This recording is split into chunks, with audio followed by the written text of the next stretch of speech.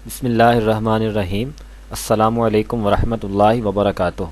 Welcome to आजटुडे.com। इस tutorial के अंदर हम लूप का इस्तेमाल सीखेंगे। लूप क्या चीज़ है। हम लूप को इस्तेमाल करते हुए एक स्क्रिप्ट बनाएंगे जिसके अंदर वो यूज़र से वैल्यू ले और जो यूज़र वैल्यू एंटर करे उसका हमें टेबल 10 तक प्रिंट करते। हम ये फंक्शन इसमें इस्तेमाल करेंगे। मैंने ये पहले से स्क्रिप्ट लिख कर रखा हुआ है, आपको मैं समझा देता हूँ कि मैंने क्या क्या चेंजिंग की है इसके अंदर।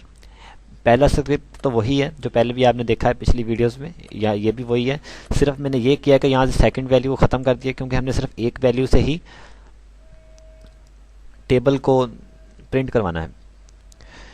ये देखें, यहाँ पर जो यूज़र वैल्यू एंटर करेगा उसका हमें 10 तक वो टेबल दे देगा लूप की मदद से। हमने वाइल लूप यूज़ किया है। ये देखें, ये मैंने कमेंट्स के अंदर इसका सिंटैक्स भी लिख दिया कि ये कैसे यूज़ होता है वाइल लूप। अब मैंने किया क्या है, मैंने यहाँ पे एक वेरिएबल असाइन करवाई है $i इज इक्वल टू 1। आई मैंने स्टार्ट यहाँ से होगा लूप का 1 से। वाइल लूप यहाँ पे मैंने ये कंडीशन लगाई है कि जब तक i की वैल्यू 10 या इससे नीचे है, 10 के बराबर आ जाए या इससे नीचे नीचे, तब तक ये वाइल लूप प्ले होता रहेगा, ये लूप करता रहेगा। अब i की वैल्यू यहाँ पे क्या है 1, यहाँ पे इसका मतलब वैल्यू होगी 1, कंडीशन हो गई true. 1 less than is equal to 10, यहाँ पर हम आएंगे $result is equal to $value multiply $1। अब यहाँ से आप समझिए कि रिजल्ट के अंदर मैं क्या चीज़ को ले रहा हूँ।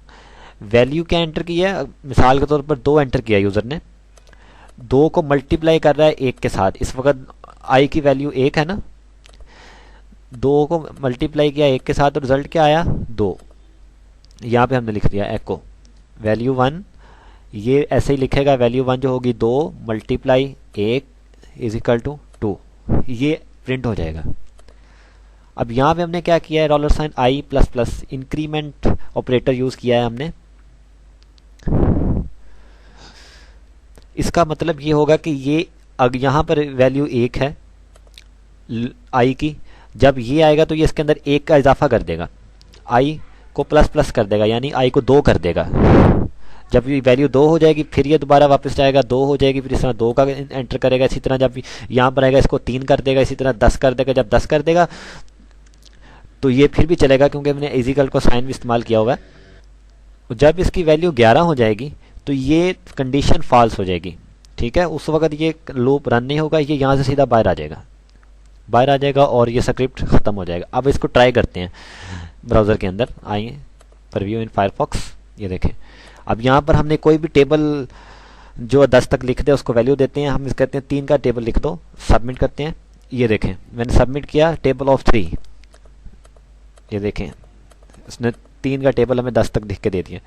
इसी तरह हम यहाँ पर आते हैं, 5 का टेबल लिख दो, 5 का लिख देगा। 7 का लिख दो, 7 का लिख दिया। ये लूप का इस्तेमाल है, लूप के जरिए हमने किया ना। देखें, छोटा सा स्क्रिप्ट है। मैंने यहाँ पर ये तो नहीं किया कि 5 को पहले 1 से ज़रब दे, फिर 2 से ज़रब दे, फिर 3 से ज़रब दे, 10 तक। इस तरह वो कितना लंबा स्क्रिप्ट हो जाना था। यहाँ पर मैंने सिर्फ उसको लूप के इस्तेमाल के साथ क्या किया है, सिर्फ छोटी सी कमांड दी है और उसको 10 तक ले लिया। आप इसको इंक्रीज भी कर सकते हैं। अगर ये 10 तक है तो हम इसको कहते हैं कि हमें 20 तक लिख दो। ये यहाँ पे मैंने 20 कर दिया। अब इसको सेव करते हैं। अब आप जाकर दोबारा चेक करें, ये देखें रिसेंट 20 तक लिख दिया उसने टेबल। यहाँ देखें, 5 का टेबल 20 तक लिख दिया। 15 का टेबल लिख लें, ये देखें 15 का लिख दिया उसने, 20 तक लिख दिया उसने। जो हम मतलब कंडीशन उसको देंगे वो वहीं तक काम करता रहेगा। लूप की मदद से कितना आसान हो गया काम। ये लूप का कॉन्सेप्ट था, थोड़ा सा मैंने बताया आपको। अगले सबक के अंदर हम फॉर लूप का इस्तेमाल सीखेंगे। आप हमें फेसबुक पर ज्वाइन कर सकते हैं, facebook.com/aajtoday26। Thank you for watching this video. For more videos, visit www.aajtoday.com.